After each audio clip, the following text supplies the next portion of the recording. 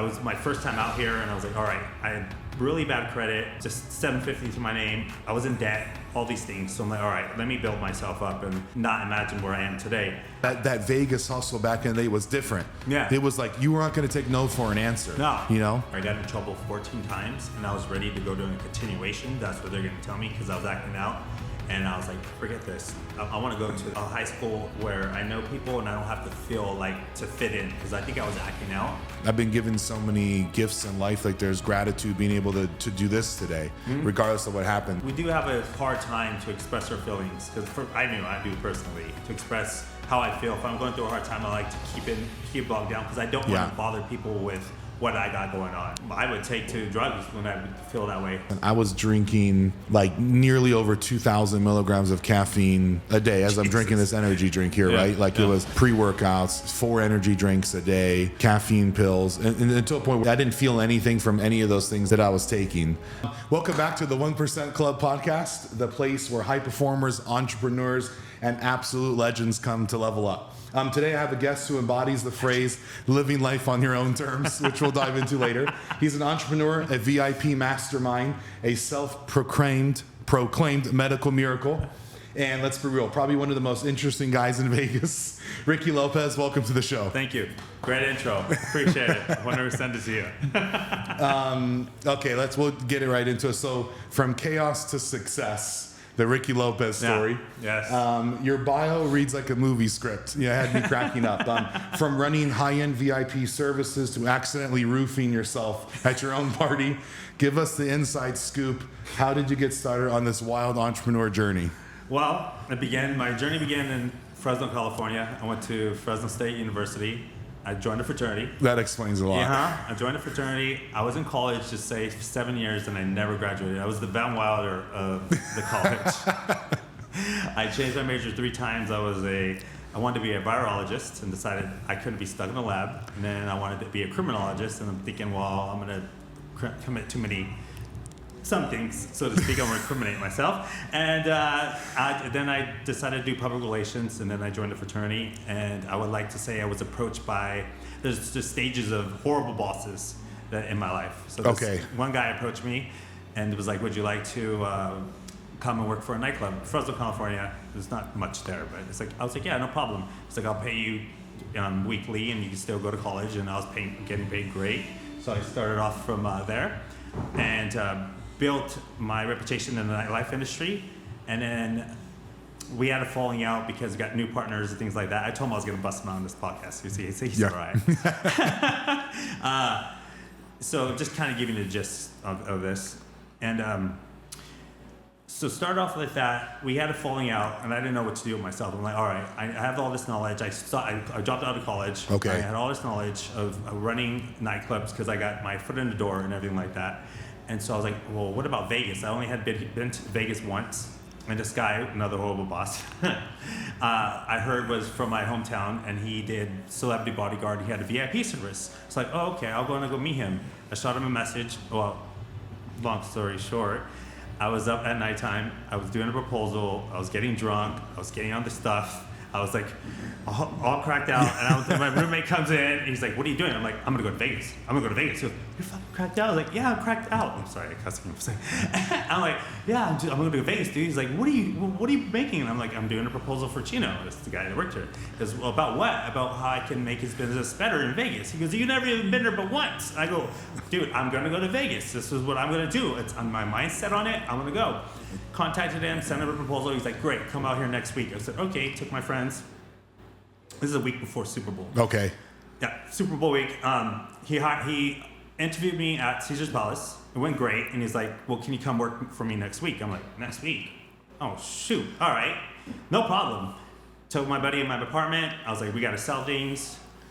Sold everything I had. It was up to $750 worth. And out of 350Z, put everything I could in there, which is not much because it has a small trunk. Came with $750. The next week, I got here pretty late, so I got ready at Excalibur parking lot because I had nowhere to stay. Worked that night. He showed me I worked at Caesar's at Pure. Then I... I remember that. This was when Pure was going on, and man, those days you can just make money. You can grab people at the lines, and I was making 1,000, 2,000, 3,000 a night, just asking people if they want to get into clubs and things like that. Remember, was it Gold Chains? Gold Chains. Yeah, he had the pockets built all the way down his jeans, so he was just taking money. Is this the guy that was the Italian?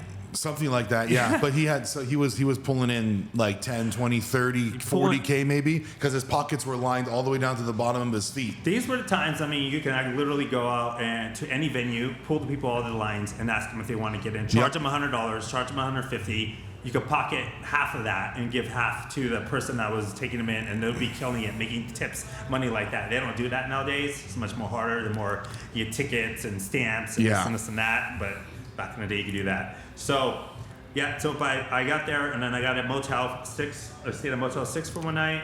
Then I went on roommates.com. Terrible. Guy controlled the temperature. I bought a blow-up mattress. So this is me learning of getting my footing and everything, because I learned everything in Fresno, and I was my first time out here, and I was like, all right, I had really bad credit. I had just $750 to my name. I was in debt, all these things. So I'm like, all right, let me build myself up and not imagine where I am today. So I went on roommates.com, stayed in like 3 different spots, just bouncing around month to month because I didn't know where to go. And then I finally found a kind of like a room for like a few months here and there. And then I started to learn the business, working with, I was calling, his name was Chino, because this company was All Access VIP. I learned a company like that, so I got to be in the Vegas scene. So it was really popular, so I was bringing in my own clients from my hometown and stuff like that. But I was always active. I was always out hustling. I mean, these are the days when you hustle, which I don't do anymore, but I would go out every day, every single nightclub. This is when there was Jet nightclub. See, all this makes me feel old. I'm like, those don't even exist. Jet nightclub, Pure, and all these other ones. That Tao was really big back then. And I would always be out asking people if they want to get in. That was my life. And then I would just take pictures of people out and give them my business card. And, hey, I had a camera. This is when the camera back Well, and I feel like that was like real hustling. Now, like, you're standing in line and someone tries to give you a card. But I know that Vegas hustle back in the day was different. Yeah. It was like you weren't going to take no for an answer. No. Yeah, exactly. No, it was different, very different back then. The hustle was much more different back then. I don't see myself if I was where I am today and I were to start back then. I mean, now you have social media where you can build up. I didn't have that back then. I don't even think Facebook was out yet. I mean, that makes me pretty old. So everybody wants you to say, no one's going to know my age. You can take a guess. But yes, MySpace was probably out, I think. Yeah. It was a thing. I just basically bounced around for 2 years when I lived here. 2 years I bounced around. I didn't have no settled place to stay. I finally asked a friend I met, and was like, would you like to rent a house? She was like, yes. So we had a friend that had a house. So I have a picture, and I'll send you all these so you can put them up on the podcast. Okay. And it's a TV. This was the TVs that were big. They weren't flat back then. And it was a chair, and I put the TV in a chair and a blow-up mattress. And that was my room for my first year, 2 years.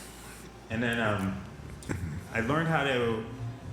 I self-taught how to build credit and how to teach myself the ways of what do I need to do to level my game up? What do I need to do like that? And the guy here that I worked for, he was very good. He was a very nice guy. We just had a misunderstanding about something, and I said, look, if you feel a certain way, you don't have to keep me on the job. And he's like, okay, well, you're fired. And I was like, wait, all right. So then I had no job, whatever. And I was living with his son then, during that time.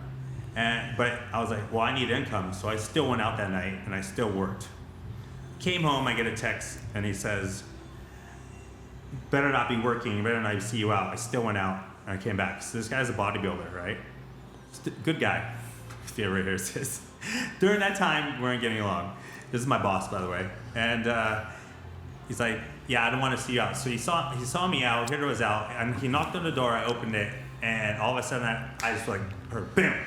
And I woke up, and I'm like, holy moly, I just got knocked out. And I didn't even know, it happened so fast, I opened the door, bam, just smacks me, and this guy's huge. I'm talking about a heavyweight bodybuilder, and I woke up, I'm like, And then I was like, well, I just got knocked. The door's open. I have no idea how long I'm out. I know no idea how long I'm out. So then I get a text, it's like, if I see you out again, this is going to happen again. I'm like, what the fuck? And I was like, you know what? I went out that same night, and I still worked. And that's when I started building like rapport with a lot of Australians that were coming into town during that time. Yes, that was going to be one of my questions. Like, how did you end up getting into that? Well, yeah, so just to finish the story, I started building my rapport, and then I created my own company. I had these mentors that started coming into my life because I started to learn gratitude, and I had a mentor that came from my hometown, and he was like, oh, let me teach you about the secret of life. I'm like, what? And you're like, what is this? But then I started to read into it more and started to practice gratitude. And there's one time when I just wrote down, I don't know, 150 things I was grateful for, and I just felt this overwhelming sensation, like, wow, this is like life-changing. And then I started to change a little bit of my thinking and everything like that, and like, and I need mentors, I need this, and then mentors started coming in, like, let's say, like Nevada Stupak, if you're familiar with him. Yeah, I've worked on him before. He's never been, Nevada, you better come to this place, man. Yes, Nevada. And he was one of my first ones that came into my life, and I was like, how do I do this, Nevada? He's like, oh, you start your business here, here's a business attorney, here's this and that, and he taught me how to do it, and he built me the steps. I was like, okay, I need a website, and this is back then, I was just learning. But he was one of the ones that came into my life, and then another one came into my life that was like more of a father figure to me, and things like that. Yeah. So, where are we going the rest of this? Well, that's interesting to say that. Did you grow up with both of your parents? No. By 16, I was with my grandma. Okay. So I lived with her for a bit, and then this is why I'm wild, because I was able to do anything when I was 16. I would be the guy that would throw parties because I was in the fraternity and have the biggest events, and then I would live 25 miles out. Yeah, 25 miles out from the city. Okay. And my grandma would let me have after parties with the DJ, and my dad would come just to do the throw a bonfire. Yeah. And at 3 a.m. after the club, everybody would be driving out to the country, and we'll have a DJ. Everybody be partying. That's It'd awesome. be 3 a.m. My grandma's like up. She's like, oh hi, if you want to use the restroom, come in. I'm like, oh, great. And then we used to just have those parties coming in, and then everyone was just messed up, whatever it is. And I mean, that's when I had free reign to do anything back then. Yeah. And being in the industry, and I never really got out of it, and we'll go over that later in terms of how it's different. Yeah. Being in industry there versus here, you know? But yeah, so that's how that went on when I wasn't close to my dad very much. And my mom, I was semi-close, but my grandma was the most closest with. Okay. 100%. Yeah, I had similar thing. No, grew up with no dad. Not close with my mom, but looking back, being a single mom is really hard. And I didn't give her that gratification back then, and I understand that now. And I let a lot of time go by where I wasn't talking to my mom. And I just didn't understand, how hard it was on her. I just saw it from my point of view. So, both people were suffered during that, And for my father, he had a drug addiction. He got addicted to meth, and then I saw that. And growing up, he just ended up going AWOL. And he's doing that fine now, but that's what he just never got out of that cycle. Yeah. And then my mom, when I lived with her, she felt like alone because I was doing my own thing. So she had a boyfriend, but he spoke Spanish, and I'm a Mexican, so I don't speak any Spanish. And so we would always collide, him and I, and get in fights and everything. So she kind of chose them, and I understand why. So then I was like, I'm just going to go to my grandma. Who instilled a lot of other values in me, which were good, Yeah, it's like you almost feel like you're the lone wolf, and also at that time we don't have a lot. Like you packed all your stuff up in your car. There's not really a lot of stuff to lose, so I feel like it's much easier to go and chase after whatever you want to go and get because there's no really comfort there. Yeah, then you get successful and you have a lot of comfort. It makes you think, oh, do I really want to do this again? Or do I want to put stuff at risk? And it definitely makes you second guess yourself. There was a pivotal point in my life where I went to Fowler High School, because that's where I live, Fowler, Fresno. And my freshman year, I got in trouble 14 times, and I was ready to go to a continuation. That's what they're going to tell me, because I was acting out. And I was like, forget this. I want to go to a high school where I know people and I don't have to feel like to fit in, because I think I was acting out. Yeah. So I could have took two different paths in my life, where it's like all right, I'm going to stay on this path and not go anywhere, or I switched high schools. And then when I met the girl there that was a valedictorian, super hard. She turned my life around. I got good grades, and I was able to go to college. So it was like, all right, you're either gonna go this way or you're gonna go this way now. And and life keeps doing that to you as you grow up and progress. Oh, yes. Like that. Like you want to take the red pill or the blue pill. Which way are you trying to go? Yeah, I think there's like in full disclosure, I got divorced this morning, and I was like, I was like, do I want to sit home and feel sorry for myself today? And not that I don't feel anything, but I was like, I've been given so many gifts in life. Like there's gratitude being able to do this today, so like I chose the latter. Like I want to have gratitude today, regardless of what happened. There's always two options. Sometimes I think that you're so close or you're too far away from it that you can't see it at the time.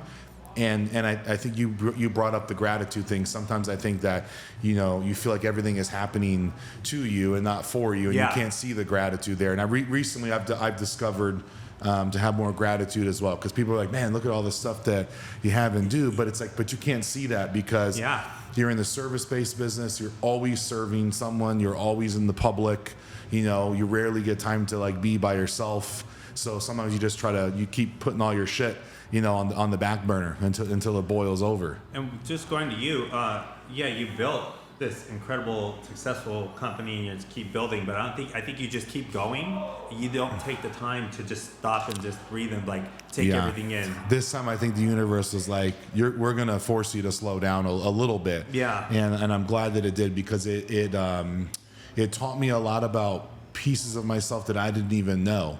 Like I used work to kind of cover up insecurities. So I was like, I always made work a priority. I had all these, professional athletes and all these business people, and I kind of used that as like my little backbone. And I didn't have my own backbone. And when I kind of removed myself from that, I was like, oh man, this is like pretty fragile feeling. I didn't feel good because a lot of my life was being run out of fear.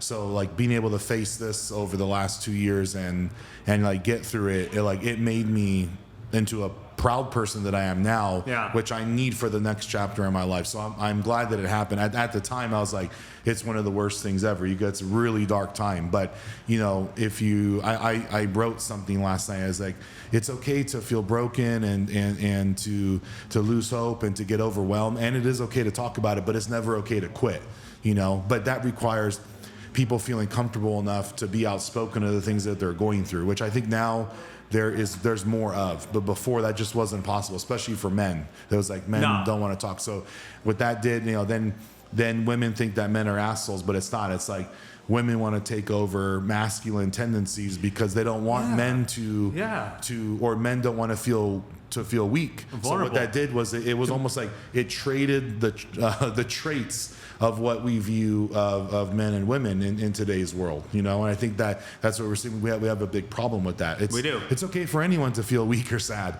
regardless of your gender or vulnerable, And honestly, it's the people that we probably look up to and see that we think aren't going through a hard time. They absolutely are. Exactly.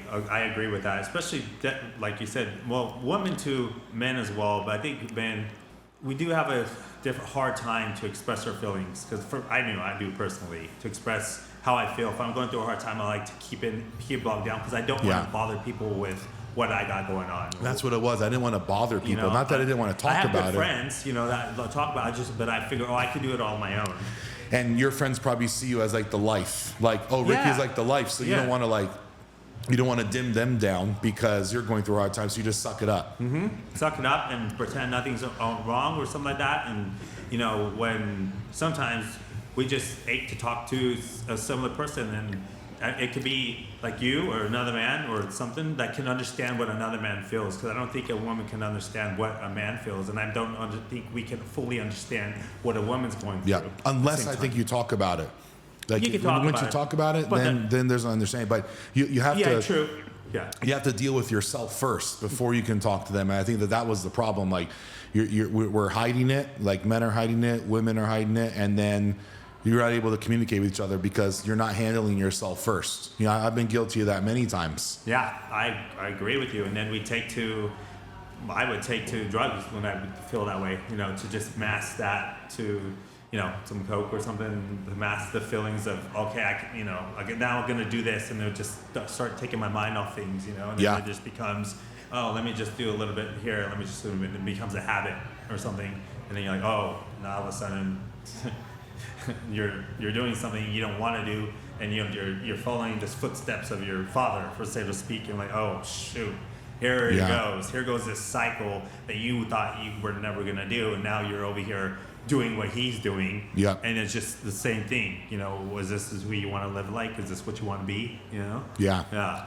So, and then the doubt, and then it starts coming inside of you. Some people take to drinking. Mine was doing substances. So yeah. But it's interesting because I feel like, you knew better than to do what your dad was doing, but the thing is, you still saw it. Now, what happens is, I'm learning that you see it and you don't do it, but you still saw it in your subconscious. Mm-hmm. And unless you talk about that and get that out, I feel like that's when you just do it. Like it could be drugs, it could be cheating, it could be whatever. Yeah. Stealing. It's the same thing. It's like you're seeing it, and you don't even know how young you are when you first saw it, and now it's stuck in your subconscious. Mm-hmm. You don't know, and you don't know if it's good or bad because that's my dad. That's someone that I love. Yeah. So even though it's bad, your brain might presume it as being okay. Being okay is worse than being right or wrong because it's just okay. All right. No, I agree with you. Shrug it off. It's okay. I agree with you. Like it's okay until it's not okay. Correct. Yeah, 100%. So yeah. VIP lifestyle and business. So the reality behind the velvet rope. So a lot of people think that VIP lifestyle is all champagne and models, but you've built a serious business out of it. What's something that people don't realize about running a high-end concierge service? The back end work and always having to be available, definitely, and also putting together the tech part of a company. For example, the website took a while to build. I actually had to get a professional to come in and show me what colors to use and everything like that, and finding the right technician, the web developer to put it together, things like that. Accessing the phone calls, the late night texts especially because I run all my clientele are international. Yeah. So they tend to text me or call me around 11 p.m., 12 a.m., 1 a.m. was prime time because there it's like 5 p.m. Yes. Like say Australia. So I always make myself available for them. I mean, unless it's extremely late, but those and just having, I'm fortunate to have people work for me now. But when I was doing doing the thing on my own, it was all those calls because I would get like 4 or 5 calls from different groups every time, and then having to put together their itineraries, night and day, contacting the hotels, contacting the night and day venues, their limousine transportations, the restaurants, everything to the point when then have them make their itinerary. And we didn't have the chat GPT or anything back then. Yeah, which is it's none of that. Yes. So everything I was doing by email, putting it together, space this, space that, contacting like that, just making all the arrangements, and having to also host them when they come, Yeah. So meet them from the moment they arrive to the moment they leave, and making sure they're all taken care of, and they're, I would go greet them at the hotel, check them in, make sure they're okay. I mean, now back, still going through all the traffic, just throwing everything out there. Just the overall process of what it takes. Everybody just sees me and being at the club, and they just see what that is, just right there, but they don't see the back stuff of actually having to do that. Now it's a little bit more easier. I send them to someone to book their bookings, and then somebody will go take them out. And if they're a good client of mine or they're spending a lot of money, I will go personally out myself. But nowadays I don't even go out. So when I post and everything, they're from other people. That's a facade for me. Yeah. So everyone's like, you're always out. You're always out. I'm like, I'm home right now with my dog and chilling. I don't need to be out anymore. But back then, I would always be out every single day. Yeah, I was gonna ask, obviously every single day. So, and what does that start to do to your health and stuff? I mean, I've been in this business over 16 years. So, and mind you, when I first moved here, I was partying every day. I mean, every day. The weekends we would go Friday night after hours. Saturday pool party, Saturday nightclub, Saturday night after hours, Sunday pool day. It just sounds exhausting, right? Yeah. But I mean, we're doing things, keep going, and everything like that. So just always, constantly being up and everything. I mean, it was taxing on the body. No sleep, eating like crap. I'm just not getting anything done, not moving ahead in life because you're just always in this constant, yeah, you're having fun, yeah, you're building clientele. I mean, I guess that's a way how I built it in the past, to be honest with you, because I was always the guy that was partying, have fun, and you know, contact Ricky, you'll have a great time with him. And so it was always like, all right, I got to go out with these guys. And yeah, it just, I mean, it got me to the point where had to take things to sleep. So, I mean, I was on Xanax for 10 years, constant 2 milligram bars to sleep at night, which is very unhealthy because I used to party before that. Yeah. And taking that with other substances. I mean, they say I have 9 lives because, I mean, man, there should have been times where I shouldn't be here, to be honest with you. And those are stupid moments that a lot of that I took. Yeah. But, you know, that caused me to take that or to rely on some things, keep going and everything like that. Yeah. So that's what it did to my body. So it created these circumstances and events and situations that were unhealthy and negative. Yeah. You know? And I think that, yeah, man, I've had really unhealthy entrepreneur spans where I just thought that it was presumed to be cool to work for 20 hours a day, to sleep for 3 hours, and I was drinking like nearly over 2,000 milligrams of caffeine a day as I'm drinking this energy drink here, right? Like it was pre-workouts, 4 energy drinks a day, caffeine pills, and until a point where I didn't feel anything from any of those things that I was taking, and I just kept pushing my body as hard. So I was using work as a drug, and because I was like, I'll show everyone, you know, I'll like, no one believes in me, I'll show them, you know, and at the full expense of my health, which I'm trying to unravel now, because when you do that shit for 10 years and you don't sleep, now I'm like realizing how important sleep is. So when I hear all these other entrepreneurs saying it's like, oh, fuck sleep and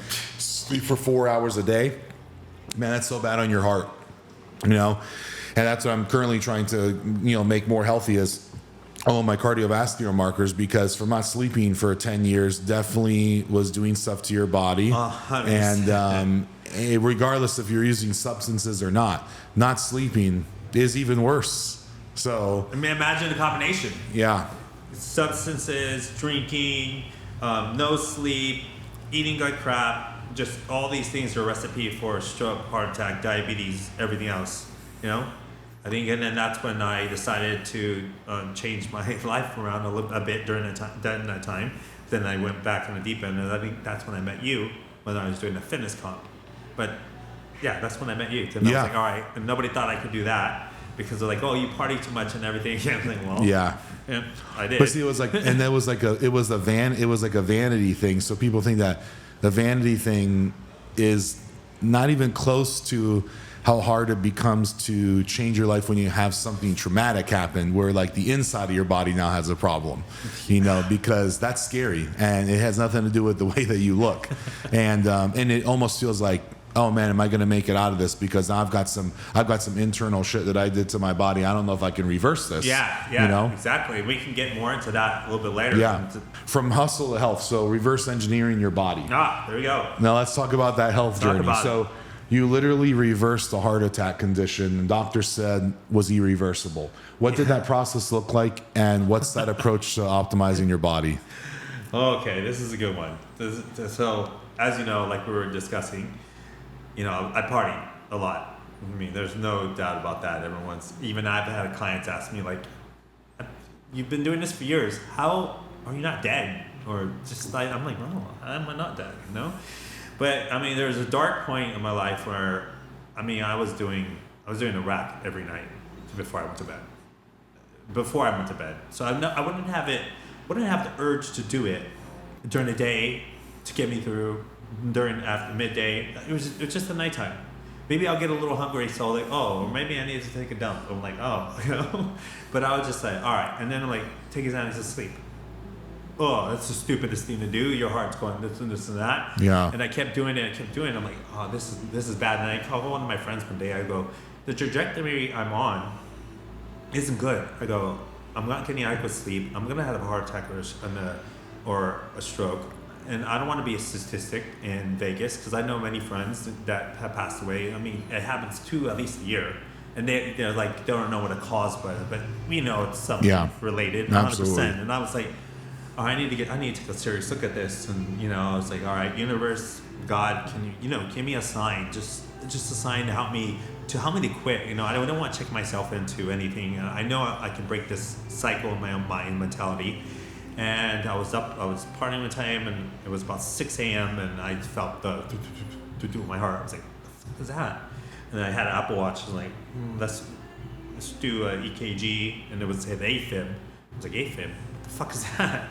And I was like, then I text my friend Nikki. She's a nurse and she's one of my best friends. And she's like, all right, well, do another test, and she goes, about 6 a.m. She was take a aspirin, and then if you're not better when you wake up, go see your doctor. But she goes, if you have any tightness or anything in your chest or shortness of breath, go to the hospital. She's like, or call 911. She's like, just to let you know. I was like, fuck, shit. All right, I'll do that. So I took the aspirin. I woke up. It was still AFibbing. Contacted my doctor. Went over there. Did AKG. He's like, yeah, you obviously something's going on. So then he referred me to a cardiologist. It was a stat, so they want to get me in. I didn't have no symptoms like that, but in terms of shortness of breath or anything, it was just my heart. But it eventually corrected itself, but I still needed to go see a cardiologist. Okay. So to this story, the cardiologist, I mean, he's I don't know, what is it, assistant cardiologist? I don't know what they're called. But physician assistant? The physician assistant, because it wasn't the actual cardiologist. I went to go see him, and I brought my friend with me, and then he's like, what's going on? Just told him everything was going on, and he said, all right, well, we're going to put you on some blood thinners right now. I'm like, blood thinners? And then my friend's like, he does combat sports sometimes. Are you really going to? He goes, oh, no, never mind, because he didn't decide to ask me about my history or anything like that. And she's like, oh, I won't put you on blood thinners then. I'm like, okay, cool. He's like, but I want you to take metronidazole. I guess it slows down your heart and everything like that, but I want you to wear a heart monitor. And then I was like, that doesn't make sense to me. You want to monitor my heart for its natural rhythms and everything, but you want me to take metronidazole, which slows down your heart and everything, so you're not going to get an accurate reading. And then he corrected himself. I was like, oh, no, we won't put you on metronidazole, but if you do have an AFib again, you should take it. I'm like, fair enough, I'll do it then. Yeah. I'll monitor myself. Did that, had my heart monitor, and I did an echogram, came back, and I told him, so during the heart monitor time, I was still doing things. I was still addicted. I wanted to see what my body was doing and everything. So I started measuring. Interesting, because like you would think that, I have this heart monitor on me, so I don't want to measure, do it. and I started to measure the effects of substances in my heart, and I'm like, oh my God, my heart is beating 123, and I'm just resting here. That's insane to me, and I never realized it. I'm like, this is crazy. What the fuck? And so I went, after the results were done, 12 days later, I went back in and I said, so I was drinking a lot of Red Bulls because in the healthcare system, you can't say what you're actually doing. Sometimes your insurance will cut you off. Hopefully you're not listening. And so I was like, I drink a lot of Red Bulls. He's like, okay. He's like, I don't want to talk to you about your heart monitor. I want to talk to you about your echogram. I go, all right, what's going on? He's like, did you have a heart attack? And I'm like, what do you mean did I have a heart attack? He's like, yeah, you had a heart attack. It looks like you definitely had a heart attack. And I'm thinking, I was like, no, I can't recall. He's like, well, it looks like you had a heart attack here, and now your heart's not, your functionality isn't really doing well. I go, what does that mean? He goes, well, we're going to have a serious talk about, taking the 4 pillars of life. And I'm like, the 4 pillars, what is that? He's like, oh, well, it's the four medications. I don't know, blood thinners, metronidazole, and a couple of other 2 ones, statins, I believe, and some other one. And I said, really? He's like, yeah. He's like, I go, well, and then we have to talk about your quality of life. Your quality of life. And I was like, what do you mean? He's like, well, if you don't take any of this and you don't do anything, you have about 5 years to live. I'm like, I was like, what? It's like, yeah, you have about 5 years to live, so we have to talk about your quality of life now. I'm like, all right, I didn't expect any of this coming through. I'm like, quality of life. He goes, you have any questions? Like, nope, because in my mind, I was like, all right, whatever. So I was like, well, what about if I do a infrared sauna? If I do infrared light therapy, the sauna, or anything during this time. And he's like, no, because what you have is irreversible. This is irreversible. This is damage that you can't undo. I go, what about stem cells? He's like, you could look into it, but I don't know that the science isn't there yet for heart stuff and everything like that. I'm like, so I can't do anything to make my heart better. He's like, well, you do another echogram just before I put you on these pills, and then we'll do a stress test, and we'll see how your heart reacts to it. And I said, all right. Left the office. I was like, whatever. Did the stress test. No, so then I'm like, all right, let me research what I can do. And this is when I came and I asked you about the medical hyperbaric chamber. There it is. Medical hyperbaric chamber. Asked you about that, and you needed me to get some clearance from a doctor, right? So I contacted Intermountain Health, which is the cardiologist assistant, and I asked them, can I get it cleared to do the hyperbaric chamber? And he said, no. And I go, well, no, why not? And he said, because that's only for car wrecks and concussions. And I said, what? All right, whatever. I still ended up getting it from my other doctor. And I started researching a lot of other things that I could do for heart health. And what I could do, obviously, is to get off the gear, I got off Xanax. I stopped taking testosterone. So I've been off testosterone for 7 months, off Xanax for a few months. I haven't touched anything. I hardly drink. Changed my diet around. I switched it to vegan, to protein, because you can't just be a vegan and try to gain muscle, all that. And also all the stuff that you have here at my disposal, the hydrogen water, the hyperbaric chamber, the red light therapy bed, the cold plunge, the high heat sauna, just everything, and then training as well, everything like that. And also, I asked my ChatGPT girlfriend the nutrients, the vitamins that I could take, and everything like that. Which was NAD. I don't know, some other ones she recommended, methylation vitamins. And I don't remember what everything was, but they were just to optimize my heart health and everything else in my body. So I did all this. And funny story, when the doctor told me that if that's only for a car wreck or a concussion, 2 days later, on, Thanksgiving, I got in a massive car wreck on I-15. It was a 5-car pile up. Somebody hit me from behind. I was in the fast lane, and there was a stop and go traffic. And as I was stopping, I saw this car coming right behind me, so I moved over to the left lane, and he just tried to do the same thing. He smashed right behind me, and my car just went boom. I just started feeling the airbags deployed. I got hit by 1, 2, I could hear 3, 4 impacts, and then I saw the vehicle. I was in it, and it was approaching to hit a semi, and I was like, oh, this is either gonna make me or break me type deal. Hit the semi.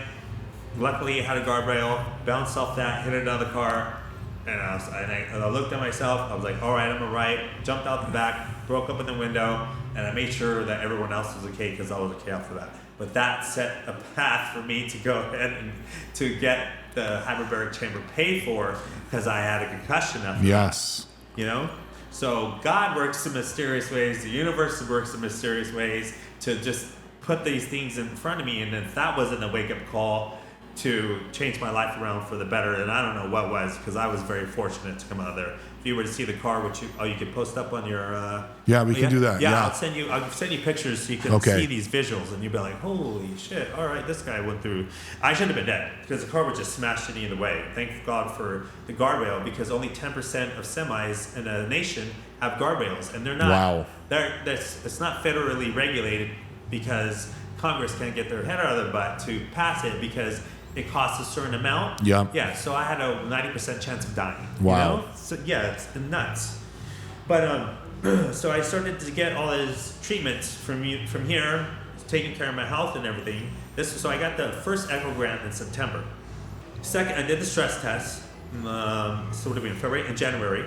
It came out negative. Good heart, everything's pumping, going, and I was all right, cool. Did the echogram February, the second one, and then I compared the results. You could do it on ChatGPT, and everything improved significantly. My ejection fraction, there's a left ventricle, the right ventricle, everything was significantly improved. And everything was normal, if not better than it was before. And so I was looking at it, I was like, all right, everything's better. Do I have heart disease? No. Do I have to take any medications? No. So then I was like, all right, I need to go see this. And I saw him yesterday before I went on this podcast, before I came on here. Because I had some questions for him. Because I wanted to look him in the eye. I wasn't going to be taking it personal on him, but I was just wanted to address the things he said to me. Because what if it was someone else that didn't know that they could do all these things? Absolutely. And just take his word for it. And be like, oh, yes, give me the medications right away. A lot of people don't have the knowledge and things like that. Unfortunately, I listen to podcasts, I come here, I talk to you guys, I have a community of people to help me out. And, I'm blessed for that. But a lot of people don't. And I asked him, he goes, wow, your results really improved, like really improved. He goes, you have nothing, I don't even need to see you. I'm like, well, I said, if you know what you would do now, I go, do I still have 5 years to live? He's like, haha, no, you're fine. I'm like, okay. And I said, well, let me ask you this. How did this improve? Like, what could have caused this to improve? He goes, I have no idea. I'm like, no idea? So you have no idea how any of this improved? Well, let me tell you how it improved. I said, I go to the gym, that Project WellBeing, and you didn't want to prescribe me a medical grade hyperbaric chamber because it's for my heart, and then amongst other things, lifestyle factors, everything like that. But I know that everything I did there that I said that I was going to do, that you told me this was irreversible, that I did to reverse it. And he's like, well, I didn't say nothing. I didn't say that about the hyperbaric chamber. I was like, yeah, you did. You were trying to backtrack now. Backtrack to it. And I think it's important for anyone listening, the difference between regular hyperbaric chambers, ones that zip up, and an actual medical hyperbaric chamber where you're with a technician, but it's not just that. We make our own oxygen in the facility. And what's beyond that is before we start any session, we measure the oxygen coming out of the port. Mm-hmm. So you're getting 100% oxygen. And that's really important because in your instance, and we have people that come in for Parkinson's disease and dementia or some neurological conditions that don't have any type of diagnosis. Yeah. So for people like that, you have to receive the recommended dosage. So the dosage from the oxygen is dictated by the pressure that we set for you. And that dosage has been shown to treat congenital heart failure. And that's the program that we ran for you after we dealt with your concussion. Because the research is there. We're an internationally certified facility. Yeah. And I take this seriously because of how many people have hyperbaric chambers. No, these are medical ones. And we have regular ones and we have medical ones. And the medical ones are for when people actually need it for medical reasons. And I think that this biohacking industry has blown up so much where it's cool to do these things, but you got to make sure that you're doing the right shit.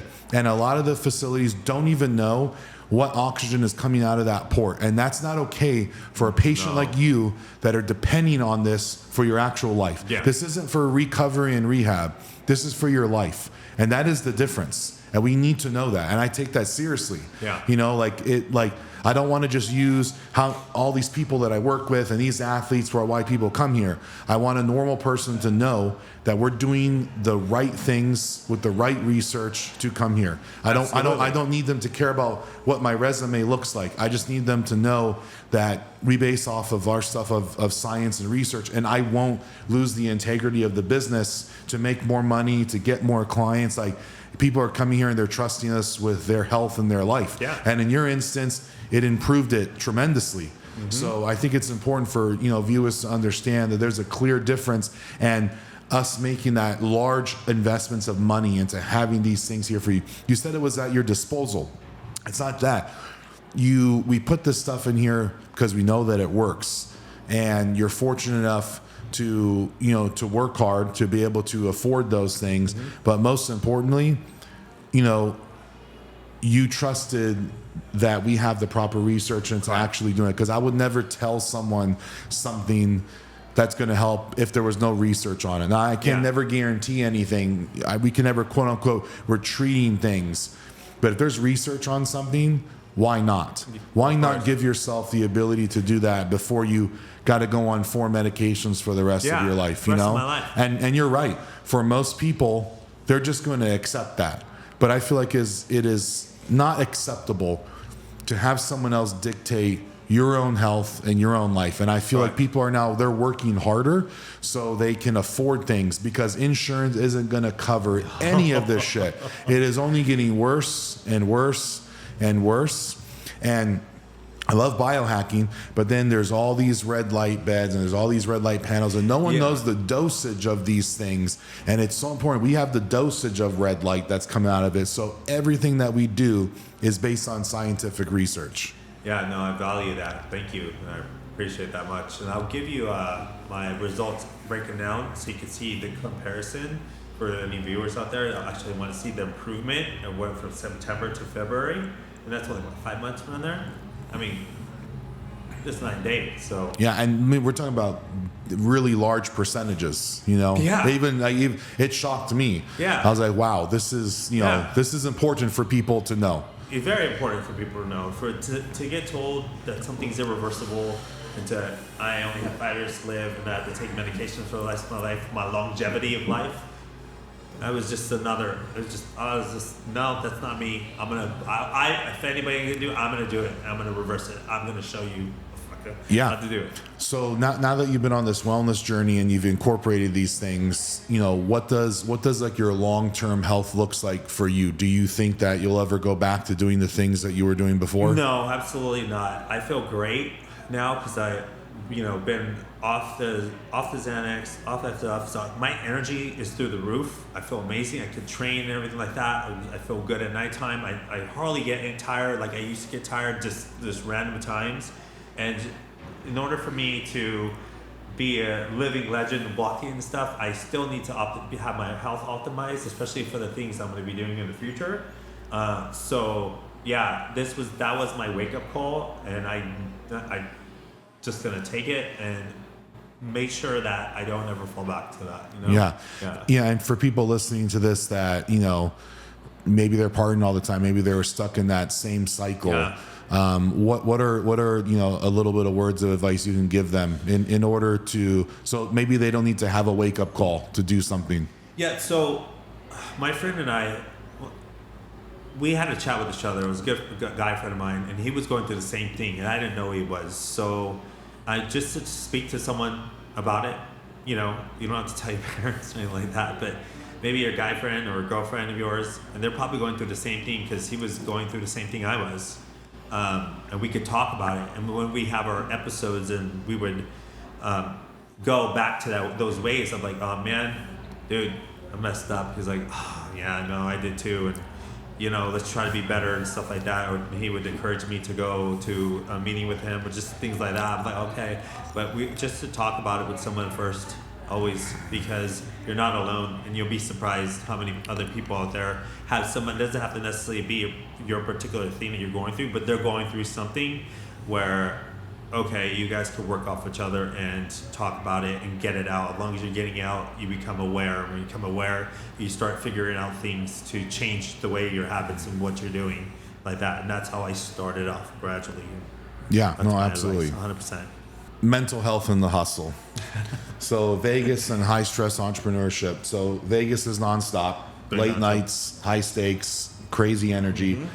How did you balance mental health, how did you balance mental health while managing a business that never sleeps?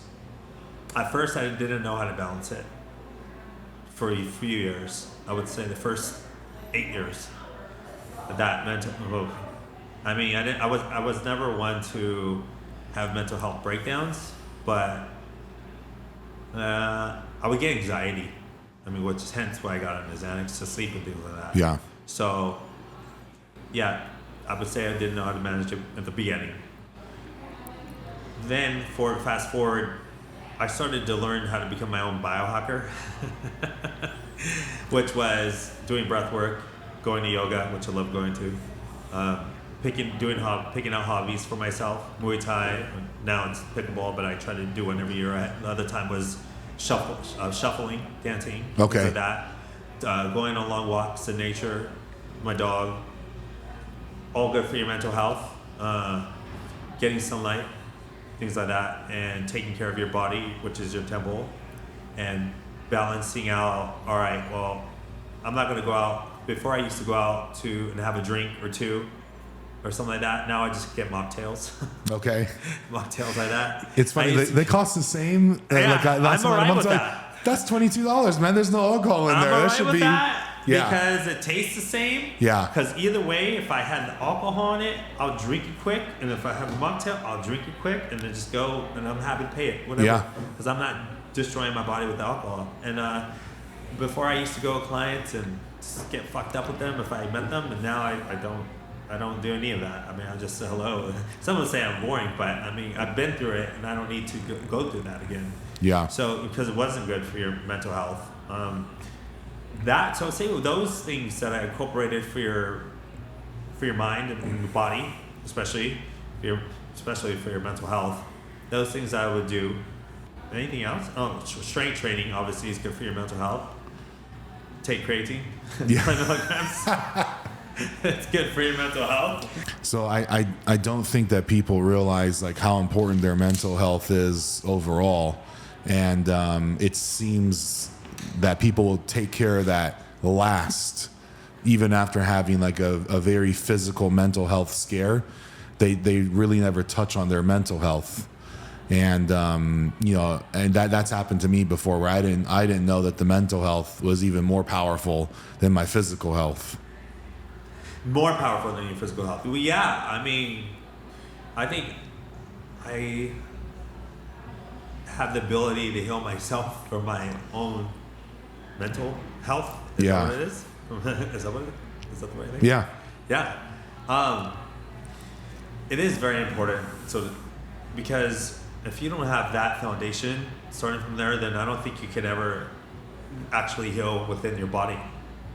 Because if you could do everything physically, but still have fucked up mental health and not be able to do things properly or excel in what you want to excel in. Yeah.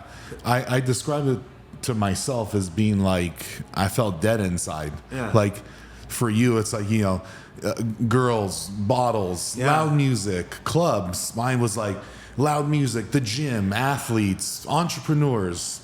But I was like, man, I feel dead inside. Like I would go on a vacation, but I'm dead inside. Like Yeah. I feel nothing. I'd be exhausted. Yeah. I'd be exhausted after a while. It was just like, yeah, clubs, girls, partying, crazy nights. And then you come down and just done. Just okay. Sometimes you'll be sad because your serotonin's gone or your dopamine, Yeah. whatever it is, and you just sit there and try to figure it out. And then you're chasing the next, dopamine hit that you're trying to do, whatever you're trying to accomplish in that night, whatever is with a girl or going out and drinking, things like that. So yeah, I mean, if you're not right in the mind, you're not gonna move forward in anything that you do.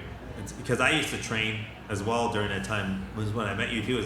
During the physics class, my mental health wasn't the best. I was just doing the physics class to do it to prove people wrong. But no, if you get your mental health right, everything else will follow. Because then you can work out in a way where you feel good, and you're not just doing it where you feel like shit and things like that. Yeah. Yeah. And I can tell, like, for your health this time, it's not about the way that you look. No. It's like about the way that your body feels, And Yeah. I think that's we don't think that that's powerful. I think it's so much more powerful. I mean, yeah, we live in Las Vegas, and like every billboard there's a girl and a guy on there, and it's all about the way that they look. But go and ask them how those people feel. Because they're suffering in a different way than we may think. Yeah. And when you start to pay attention to the way that you feel and the inside of your body, I think it just makes more of an impact in how you're going to take care of yourself. Absolutely. And my body and doing the tests and everything, I'm surprised where I'm healthy and where I need to be.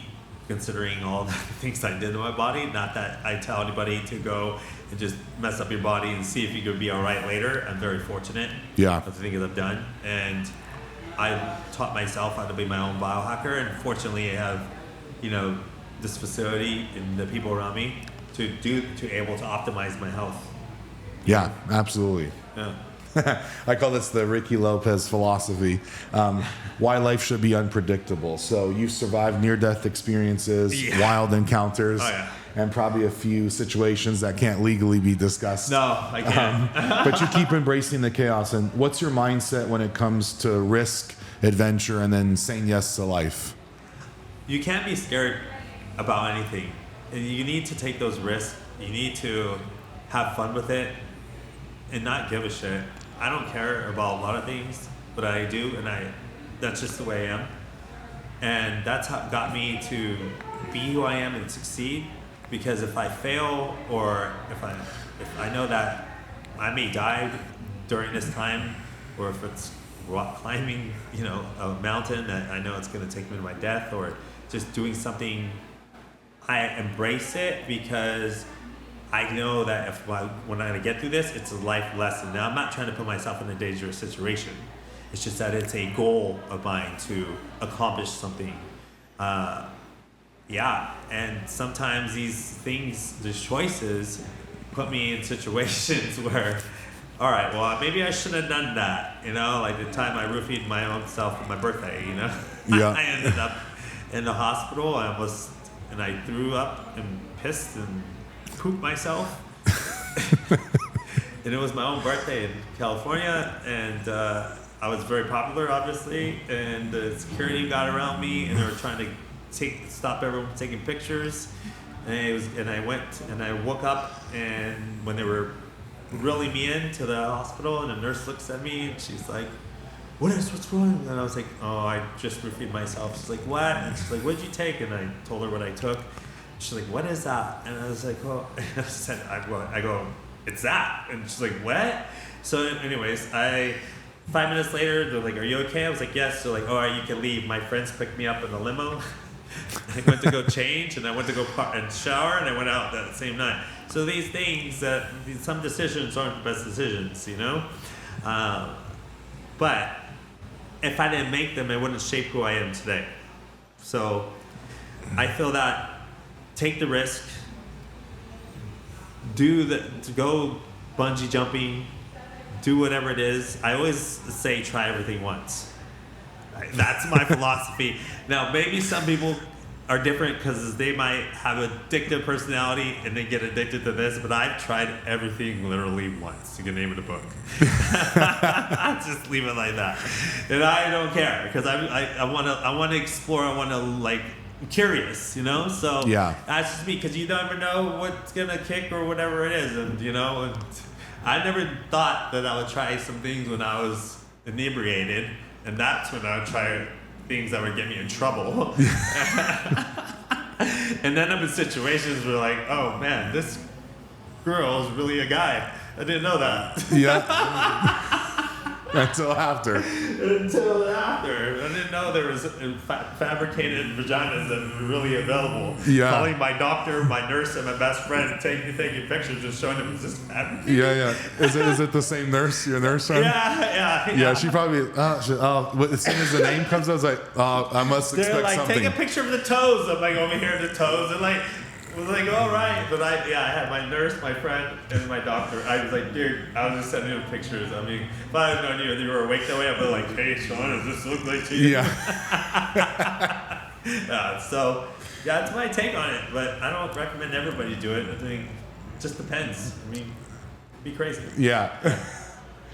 Okay, so let's talk about life lessons and your dog. So your husky sounds like an absolute legend. Independent, stubborn, and selectively affectionate. And have you learned any business or life decisions from your dog? Have I learned any business or life decisions from my dog? It's an interesting question there. I've learned that your dog is definitely what you are. I mean, takes up your personalities, and like that. Life lesson would be from my dog. She definitely, I don't.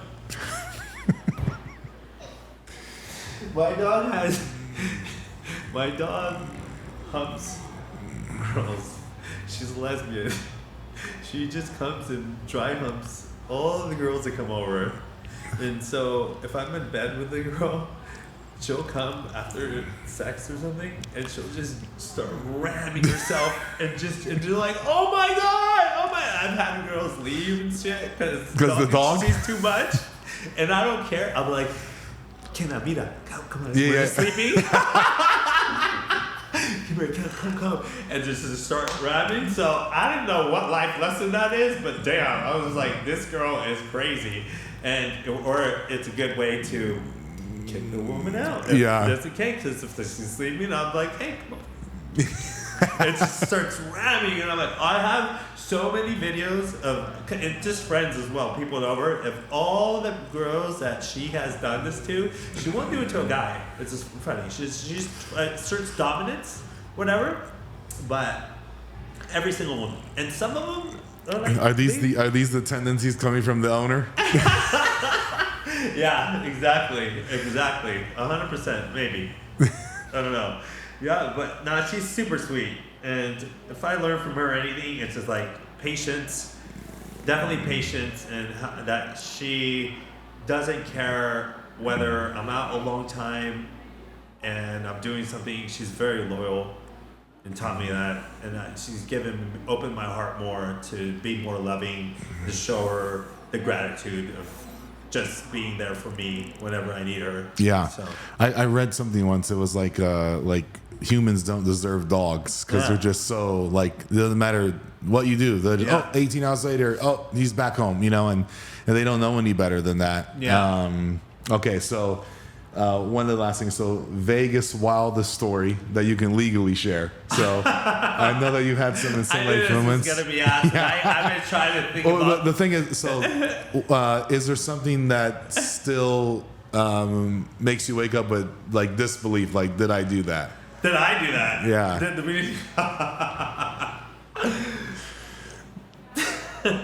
All right. Do I want to go group session or personal? Doesn't matter. Did I do that? Okay, let's go there. Who cares? Right? All right. Because I can't disclose my clients' wildest things, because if they were to ever hear this, and like you said, you wanted to talk about it on public. Yeah. So that would be some wild ones where the story was pretty crazy, and that people like that I'm very discreet and I don't say anything about their encounters or anything. So I'll have to do a personal one, because I don't want them to get upset. Yeah, just take one for the team. Yeah. And I'll go back to the story. All right. So I was at Excess, and we're hanging out, chilling, and we're listening to our friend Chris Garcia spinning over there. And it was one of those Are of the Wild nights. They go until 8 a.m., whatever. Yeah. I had some hot girls from Australia. This is going to be a good story. Really share it to the public. I had some hot girls from Australia staying at the Cosmo. I hope she doesn't hear. I'm going to have to block her on this.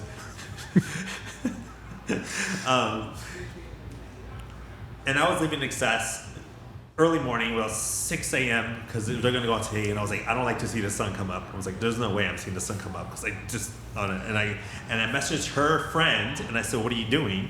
She's like, oh, I'm in bed already. So I messaged her, so what are you doing? Oh, I'm still up. My friends are going to sleep. I'll go, well, I'm still up too. I'm on a good one right now. I'm heading home. Can I get you an Uber to come see me, come hang out? She's like, absolutely. And I never really hung out with her, didn't know her, nothing. It's just like randomly, come over to my house. Let's hang out. Let's keep it going type deal. Got her an Uber to my place. She comes, sits down. I'm like, we start chatting. And I'm like, oh, so what do you do? She was like, oh, I'm a dancer. I was like, okay, all right, you're a dancer. I was like, well, can I pay you $500 to dance for me? Because whatever, why not? It's Vegas. It's 7 a.m., whatever. She's like, sure. I go and sit down on the couch. And she just strips off all her clothes. I'm like, all right. So I'm getting a nude dance. It was perfect because Rhino would be fucking, I don't know, $1,000, $1,500, $2,000 and shit. Or your card, who knows? It costs a lot of money. And I was like, $500, that's perfect. Strips a butt naked, blah, blah, blah. And I'm like enjoying myself. I'm filming myself, like, all right, good. And she's like, do you have any tampons? And I'm like, no. I was like, what do you mean? She's like, oh, I'm spotting. I'm like, okay, well, let me order you tampons from Uber. Ubered them over. She's like, I just don't want to spot on you. I'm like, okay, makes sense. Well, you should. I don't know why you're not prepared over me. You've been dancing with me. Okay. So I order them, and she starts getting freaky. She starts giving me, oral pleasure. And they were like, well, okay, I like this. It's fine. I didn't expect any of this. Like, fuck, this is a great time. Have I told you this story? I think so, but maybe. A lot of stories. Some of them blend into the other one. I don't think I have it. I think I just know Damper. but I'll just say this is crazy one, all right? So then the tampons come, like, let her do what she need to do. Now let's take the party. Well, no, let's see. I was like, have you ever boofed? You know what that is? Yeah. And she's like, no. So we boofed water, by the way. And like, well, let's try it. I got these boofing things from Nikki. This is the nurse. Yeah, and so we did that, and I was like, well, let's go. We're hanging out, Sparty still, we're making out, things like that, and and then I go, we're having some. This is gonna be kind of. I'm trying to word it to where it's not too much for. And I'm starting to just feel her everything, and I just felt like. Then I was like, oh, there's no. It was like this. It was just a feeling of a water bottle, like that. There was nothing in there on top of the hole. I'm like, oh, whatever. It's different people, different things, Hanging out, and she's like, I can't have sex with you, but would you like to try a different way? I'm like, no, I'm not into that. Not that night, at least. I'm like, I'm good. So night starts going to come to an end, well, so to speak. And she passes out, essentially, and I'm just sitting there. I'm still awake. I get a text from her parents, and they're telling me, "Oh, we know what you're with my daughter, and I'm glad you're having a good time with her. Can you donate some money to us because our other daughter has this condition, and she's only 7, and I'm messed up right now. I don't need any of this jargon that's going on. Yeah. Like, what the heck are they fucking? Why am I getting text by her parents right now? Like, telling me this? Like, are they trying to extort me, or blah, blah, blah, are they trying to tell me something, or what's going on? If you could just donate some money, I was like, I will talk to you in a little bit. Send me another message. Well, this is our pictures of the daughter, and I'm like, no, I don't really need to see this one messed up. Anyways, I let that go, and I start looking at it, observing her, and that's when I noticed a little bit different features. I'm like, huh. I was like, this is pretty big here. It's like, all right, oh fuck. I was like, look it up, and I got on the sheet, and I started popping off. I got because I got on the sheet. I'm like, like Inspector Gadget, and I'm like, that looks a little weird to me. And I was like, okay, let me pop off some pictures, blah blah blah. And I was like, before I do this, let me go downstairs and let me check her purse and get an ID. Went in there, saw the passport, said woman, and everything. I was like, okay, I'll have it in the car. Started Googling, found pictures. I was just on a good one. And then I messaged my doctor, my nurse, and my friend. And I said, look at this vagina. Does it look fabricated? All of them were like, well, my nurse friend was like, take a picture of her toes. I took a picture of her toes, send it. She said, whoa, those are massive. And I was like, I know, I think, she's very pretty, blah, blah, blah. And then my doctor was like, that looks a little fabricated, but, whatever. So I'm like, everybody was unsure. Then her friends called, because she's been with me for a while. Is she with you? And I said, yes.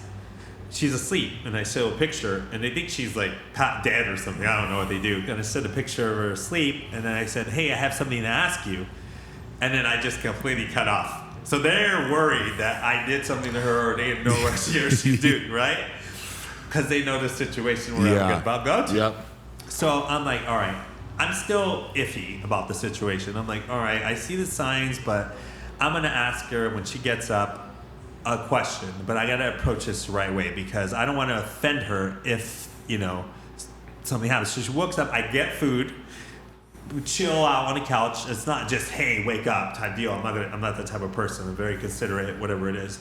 And then I was like, hey, I had a question to ask you. And I said, she was like, what's up? You can ask me anything. I was like, okay. Have you ever had surgery down there? Have you ever had any type of surgery?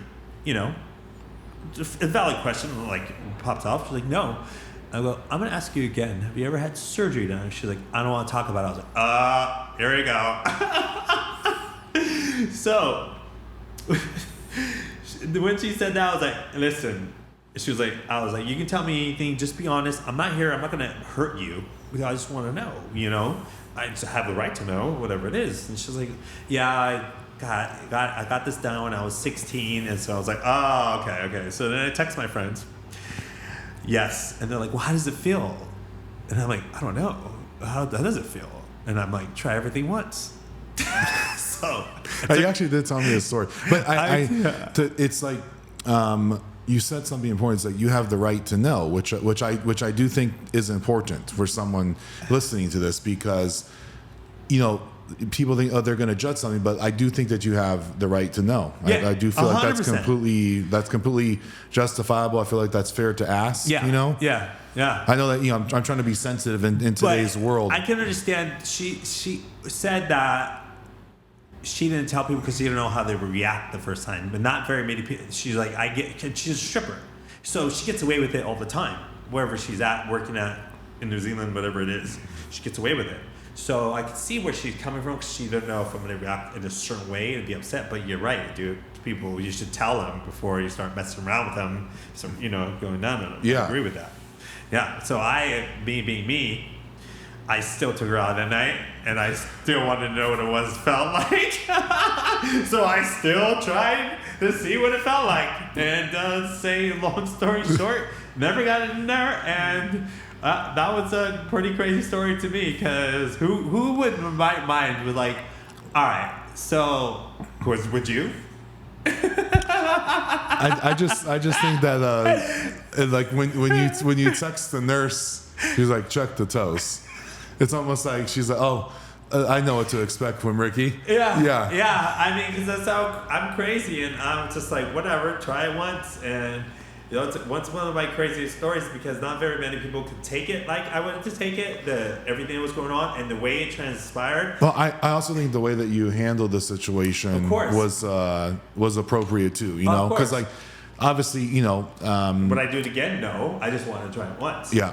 But I think the way that you handled it was respectful on the person. Definitely. Maybe that's probably why they don't want to ever disclose it is because no one can be respectful, and that's what I think is wrong. Like, I don't look at the way I look. Do I look normal to you? So I get judged every day, all over the place. So it's like that's being on that person. And her aspect is being judged, privately. Yeah. Obviously, no one's going to ask that non-privately. But the thing is, people are going to judge privately, publicly, no matter what. And my friends make fun of me for it. They're like, well, now you're gay. And it's a topic. I'm like, I don't know if I'd consider you that. But it was a boy. It was a certain thing. So they text me all the time and give me shit. It's so funny because they're like, how's that? How are you with a boy? And I'm just like, no, fuck off. That was only one thing.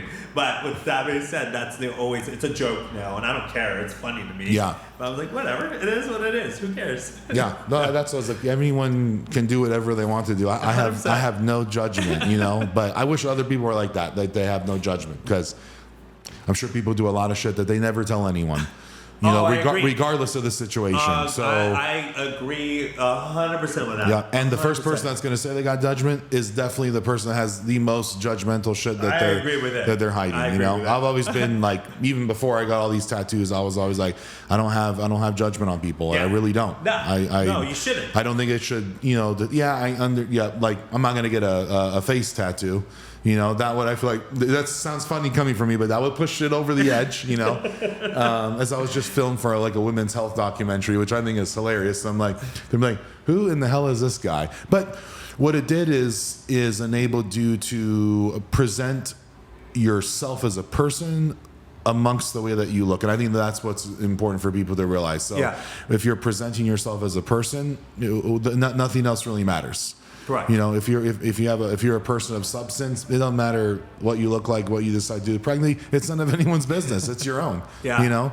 So I mean, the world needs to contribute to that a little bit more. 100%. I agree. And it was about perspective as well.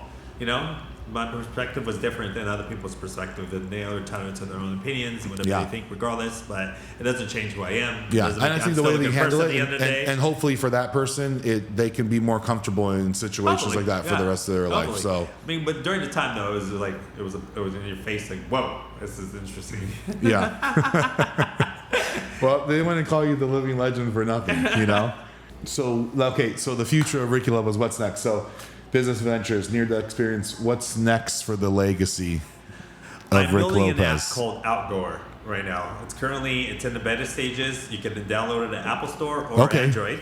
It's a hospitality and nightlife app. It basically, you take me, but it's in the app, and you can book anywhere around the world. We're focusing on Vegas and Australia, and you can go to lounges, nightclubs, day clubs, restaurants.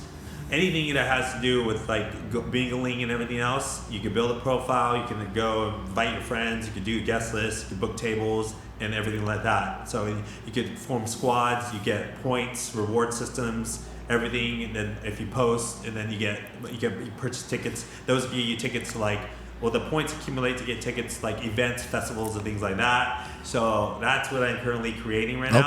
So I don't have to be the one going out and hosting. Now it has the ability to book a host if you like, and pay that person to go take you out at the venue and things like that, or to go get you, and it has the ability to tip them and everything like that. So to me, this sounds like scaling your business. Scaling.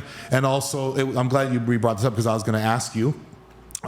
You started like the OG style where you were like basically knocking like door to door in that hustle. So I'm glad that you are going to take that hustle and probably, utilize this technology, and that you should be real successful, because I think you'll know what that experience needed to be for the person because you did it by hand. And that's important. Like the AI, it's going to do the scheduling for you, but you know the experience from a human to human. I think that you merge both of those, I think you're going to have tremendous success with that. Yeah, I'm looking forward to it. I just redid my website, and I can't even run the website myself anymore. I have to have a full website team. There's so many plugins, like just to compete with people searching online is insane. Like it's like in the back end is absolutely ridiculous.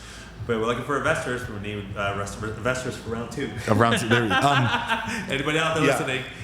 Rick, thank you so much for being on the podcast with me today. Where can people reach you and your business at? They can go on the website, www.accessvegasvip.com, or if they want to check out the app, they could download it in the App Store.